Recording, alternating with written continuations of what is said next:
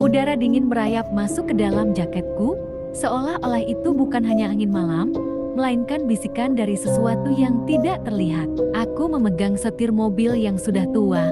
Mataku menembus kegelapan jalan tol yang jarang dilewati. Lampu mobilku berkedip-kedip, hampir padam, dan aku mulai merasa khawatir.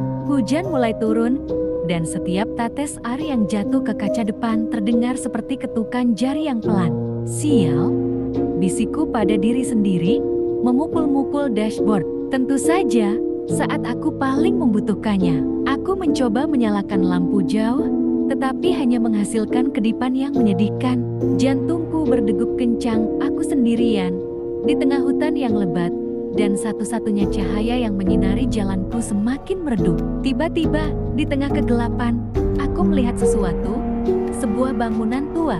Lampu depanku yang lemah memantul dari jendela-jendela yang pecah, seperti mata-mata kosong yang mengawasiku. Seolah-olah ada sesuatu yang memaksa. Aku menepikan mobil dan mematikan mesinnya. Keheningan total segera menggantikan suara mesin yang berisik. Aku turun dari mobil, menggigil kedinginan. Hujan membasahi rambut dan pakaianku dalam hitungan detik. Aku berlari menuju pintu depan bangunan itu, berharap bisa mendapatkan perlindungan dari badai yang semakin memburuk. Kenop pintu yang berkarat terasa dingin dan lengket di tanganku. Tetapi pintunya tidak terkunci. Di dalam, ruangan itu dipenuhi debu dan bau apa. Ada perabot tua yang tertutup spray putih, seperti hantu-hantu bisu yang berbaris. Lalu, aku melihat sebuah tangga. Aku memutuskan untuk naik ke lantai atas, berharap menemukan sesuatu atau seseorang. Setiap langkahku di anak tangga kayu yang berderit bergema di dalam ruangan yang sunyi itu. Aku berhenti di depan sebuah pintu di ujung lorong. Pintu itu sedikit terbuka, dan dari celah itu, aku bisa melihat cahaya lilin. Dengan hati-hati, aku mendorong pintu hingga terbuka.